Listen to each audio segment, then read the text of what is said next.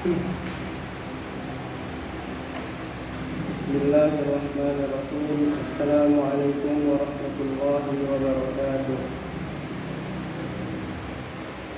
Innal hamdalillah nahmaduhu wa nasta'inuhu wa nastaghfiruh wa na'udzu billahi min shururi anfusina wa min sayyiati a'malina. Man yahdihillahu fala mudilla lahu wa man yudlil fala hadiya lahu. Asyhadu an la ilaha illallah wa asyhadu anna Muhammadan 'abduhu wa rasuluh. Allahumma salli wa sallim ala hadzal nabiyil karim Muhammadin sallallahu alaihi wa alihi wasallam wa ala alihi wa ashabihi rasulillahi ajma'in, amma ba'd. Pertama dan utama sekali, marilah kita panjatkan puji beserta syukur kita atas kehadiran Allah Subhanahu wa taala yang mana Beliau telah melimpahkan rahmat serta karunia dan hidayahnya kepada kita semua, sehingga kita dapat menjalankan aktivitas sehari-hari dengan lancar dan juga dengan aman dan damai, seperti yang kita rasakan pada saat sekarang ini.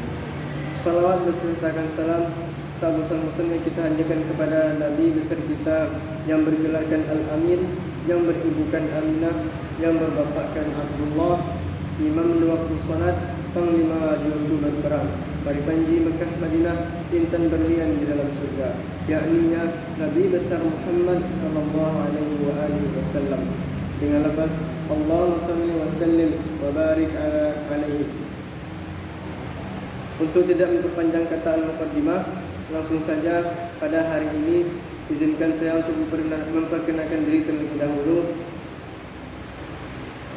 Nama saya Aditya Rahma, NIM 21140201133, yang mana dosen pengampunya yaitu Bapak Dr. Zulheldi MAG selaku dosen pengampu di mata kuliah kita pada pelajaran tafsir Tarbawi. Baiklah, langsung saja izinkan saya untuk mempresentasikan atau menjelaskan kepada teman-teman yaitu tafsiran surah Al-Baqarah ayat 255 atau kita sebut dengan ayat kursi di dalam Al-Quran.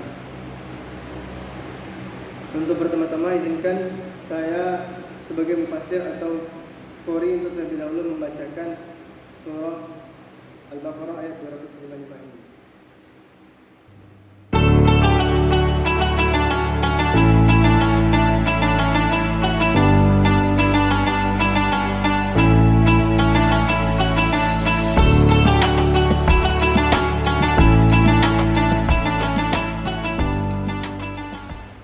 أعوذ بالله من الشيطان الرجيم.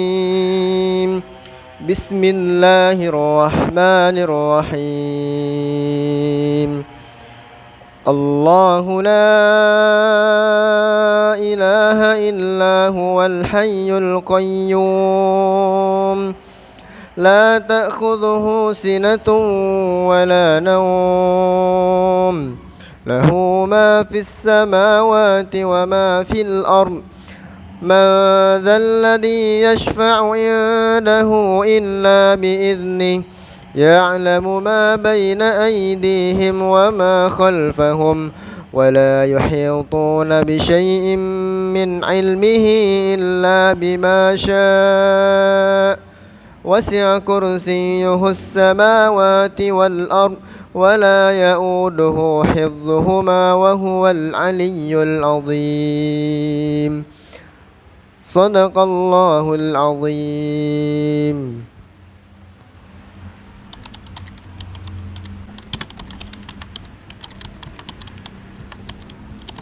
Semoga dengan pembacaan ayat suci Al-Quran atau ayat kursi dari yang saya sendiri bacakan tadi bisa bermanfaat dan juga mendapatkan pahala bagi saya membaca dan juga bagi teman-teman yang ingin mendengarkannya. Baik, selanjutnya saya akan membacakan arti dari ayat kursi ini atau surah Al-Baqarah ayat 255. Yang pertama yaitu dilafaz Allahu la ilaha illa huwal hayyul qayyum, yang mana artinya Allah itu tidak ada sesembahan kecuali Dia yang Maha Hidup dan juga berdiri sendiri tanpa ada bantuan oleh siapapun. Sendiri ini maksudnya sendiri menghidupkan makhluknya dan lain sebagainya. Lanjut, la ta'khudhuhu sinatun wa la naum. Allah itu tidak mengantuk ataupun tidak tidur di dalam kesehari-hariannya. Selanjutnya, lahu ma fis samawati wa ma fil ardh. Dan Allah mempunyai segalanya apa yang ada di bumi ataupun apa yang ada di langit. Dan selanjutnya, ma dzalladzi yashfa'u 'indahu illa bi'idznih. Siapa yang dan dialah orang Tuhan yang memberikan syafaat kepada seseorang di sisinya kecuali atas izinnya sendiri. Selanjutnya yaitu ya'lamu ma baina aydihim wa ma khalfahum.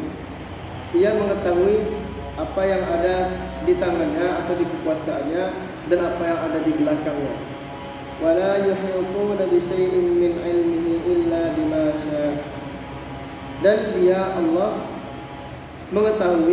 tidak mengetahui dengan sesuatu ilmu atau sesuatu hal kecuali atas kehendaknya. Dan yang terakhir yaitu wasi'a kursiyyuhus samawati wal arda wa la ya'uduhu hifdhuhuma wa huwal 'aliyyul 'azim. Luas atau meliputi segala kekuasaannya yang ada di langit dan juga di bumi. Wa la ya'uduhu, dan Dia tidak merasa keberatan ketika saat menjaga apa yang ada di bumi dan di langit. Hifdhuhuma wa huwal 'aliyyul 'azim, dan Dia Maha tinggi dan juga Maha besar. Maha benar Allah dengan segala firman-Nya. Di sini saya sebagai mufassir atau sebagai pemateri ingin menafsirkan surah Al-Baqarah ayat 255 atau ayat kursi yang ada di dalam Al-Quran ini. Yang pertama yaitu tafsiran dari Allahu la ilaha illa huwal hayyul qayyum. Yang pertama, maksud dari ayat di atas tafsirannya yaitu bahwasanya Allah menjelaskan tentang sifatnya, bagaimana Dia, bagaimana kedudukannya, bagaimana kekuasaannya. Karena Allah itu tidak ada Tuhan yang berhak disembah kecuali Dia yang Maha Hidup kekal, berdiri sendiri, tidak kantuk ataupun tidak tidur di dalam kesehari-hariannya karena mengatur umat manusia dalam semesta yang kita rasakan pada saat sekarang ini. Dan selanjutnya yaitu la ta'khudhuhu sinatun wa la naum. Dan Allah itu tidak tertimpa atasnya atau Allah itu tidak mengantuk ataupun tidur di dalam kesehari-hariannya. Karena bagaimana mungkin Tuhan mengantuk atau tidur ketika saat Ia mengatur segala urusan yang ada di dunia ataupun dalam semesta ataupun di akhiratnya. Karena ketika saat Allah itu mengantuk, dan tidak mungkin kita menafsirkan ketika Allah mengantuk kita bisa bermaksiat, kita bisa berbuat jahat, kita bisa berkelewat dengan lawan jenis ataupun hal yang lainnya. Ketika saat itulah Allah tidak menguasai kita, dan itu tidak mungkin rasanya. Dan di sini Allah menjelaskan bahwasanya Dia satu-satunya Rabb, satu-satunya Tuhan yang berhak disembah dan juga tidak bisa merasakan ngantuk ataupun tidur. Lahu ma fis samawati wa ma fil ardh. Segala yang ada di langit itu milik Allah, seperti planet, galaksi, ataupun hal-hal yang lainnya, surga, neraka, sampai hal-hal yang kecil apapun itu semua milik Allah.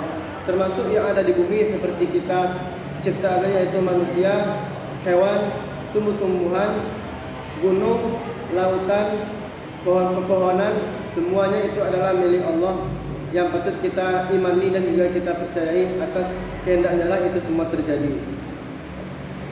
Selanjutnya yaitu tafsiran dari ma dzalladzi yashfa'u indahu illa bi'idnih. Dan dialah satu-satunya Tuhan yang memberi syafaat, memiliki syafaat di sisinya kecuali atas izinnya. Maksudnya apa? Syafaat atau pertolongan itu tidak akan datang kecuali atas izin dari Allah.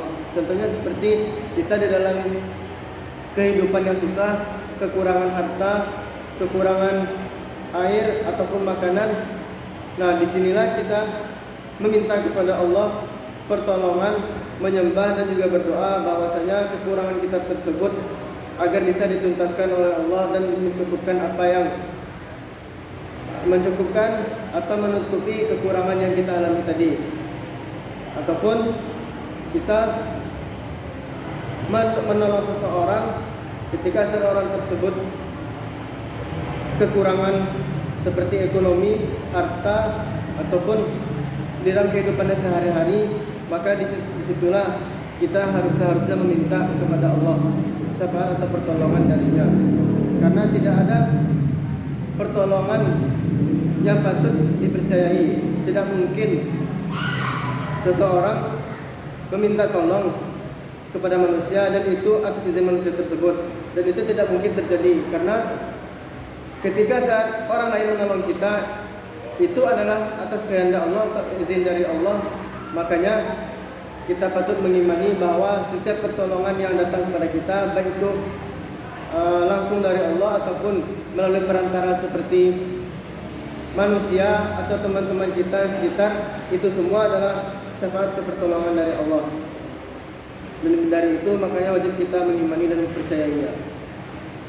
Dan selanjutnya yaitu ya'lamu ma baina aydihim. Kalau kita perhatikan ya'lamu ma baina aydihim, itu ada fi'il atau kata verbal yang di dalam bahasa Arab. Ya'lamu, alima, ya'lamu, mengetahui. Di sini disebutkan yaitu kata kerja yang mana kata kerja tersebut sedang diketahui, bukan sudah tetapi sedang, yaitu fi'il mudhari. Allah itu mengetahui apa yang ada di tangannya. Apa yang ada di tangannya maksudnya ialah kekuasaan Allah. Apa yang ada di genggamannya, apa yang akan terjadi ke depannya, itu semua Allah mengetahui. Yaitu Allah lah yang maha mengetahui. Allah al-alim, yang mana disebutkan dalam Asmaul Husna. Ya'lamu ma baina aydihim. Terus selanjutnya wa ma khalfahum. Wa ma khalfahum maksudnya ialah apa yang ada di belakangnya. Maksud dari belakang ini yaitu apa yang terjadi sebelum kita hidup, Allah itu sudah mengetahui. Bukan maksud Allah itu sebagai apa yang terjadi di belakang atau hari-hari sebelumnya itu dicatat, tetapi tidak mungkin seperti itu, karena tanpa dicatat oleh Allah pun itu semua pasti akan diingat oleh Allah, pasti akan diketahui tanpa ada kelupaan sedikit pun dari Allah. Karena Tuhan atau Allah tidak mungkin lupa, dan sifat manusia, sifat yang lupa itu adalah terdapat pada diri manusia ataupun terdapat pada makhluknya yaitu. Selanjutnya wala yuhituna bi syai'in min 'ilmihi illa bima syaa. Wala yuhitu yaitu dan maksudnya di sini dan mereka itu maksudnya orang ataupun hamba-hamba Allah. Mereka itu tidak mengetahui, hum la ya'lamun bi syai'in, dengan sesuatu apa yang ilmu apa yang dimiliki oleh Allah atau ilmu apa yang ada di sisinya itu, kecuali atas kehendak atau izin dari Allah. Illa bima syaa. La yuhituna bi syai'in, la ya'lamuna syai'an illa min ilmillah. Disinilah maksud dari kalimat atau lafaz surah Al-Baqarah, ولا يحيطون بشيء. Dan selanjutnya yaitu wasi'a kursiyyuhus samawati wal ardh. Luasnya kursi Allah meliputi langit dan bumi. Di sini kalau kita perhatikan di dalam bahasa Arab atau kosakata-kosakata seperti mufradat di dalam bahasa Arab itu, kursiyun itu berarti kursi. Sedangkan di dalam Al-Qur'an, di dalam ayat kursi ini, maksud dari kursi itu bukanlah kursi seperti yang kita bayangkan, yaitu yang bisa diduduki. Tetapi maksudnya ialah kursi itu kekuasaan Allah yang ada pada dirinya, yang mana menguasai semua alam semesta, langit, bumi, dan juga akhirat ataupun dunia.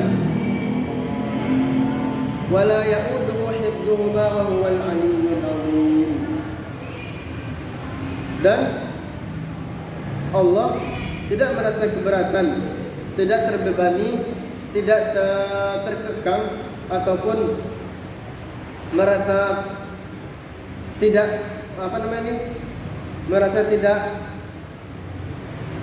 tidak berat atau tidak susah ketika saat menjaga keduanya. Hifdzuhuma, maksud keduanya yaitu menjaga langit dan juga bumi, menjaga yang ada di akhirat ataupun di dunia, menjaga yang ada di alam semesta ataupun yang kita rasakan kehidupan pada saat sekarang ini. Wa huwal 'aliyyul 'azim, dan dialah yang maha tinggi dan juga maha besar. Ataupun maksud dari dua lafaz ini bahwasanya Allah itu tinggi, maha tinggi. Tidak ada yang lebih tinggi dari Allah, tidak ada yang lebih tinggi dari manusia kecuali Allah, dan tidak ada yang lebih besar kekuasaannya ataupun kedudukannya kecuali Allah Subhanahu wa taala. Di sini mufassir menjelaskan ayat kursi ini bahwa banyak sekali manfaat atau kandungan yang ada di dalam ayat kursi ini. Adapun pembacaan ayat kursi sebagaimana kita ketahui, para ulama mengatakan ayat kursi juga bisa dibaca ketika sebelum tidur, dan juga bisa dibaca ketika saat di dalam kesusahan, ketika saat di jalan ataupun dimanapun kita berada, kita selalu minta pertolongan kepada Allah. Dan selanjutnya kesimpulan dari ayat ini menjelaskan bahwa ayat kursi yaitu menjelaskan tentang akidah, tauhid, tentang keberadaan dan tidak ada keberatan sama sekali terhadapnya mengatur langit dan bumi. Mungkin sekian penjelasan dari saya sebagai pemateri ataupun mahasiswa dari jurusan pendidikan bahasa Arab. Sekian, terima kasih dan mohon maaf atas segala kekurangan dan kesalahan. Sekian pembuatan materi ataupun ringkasan tafsir terdahulu dari saya. Mohon maaf atas segala kesalahan, kekurangan, kekurangan. Terima kasih. Wabillahi taufiq wal hidayah. Wassalamualaikum warahmatullahi wabarakatuh.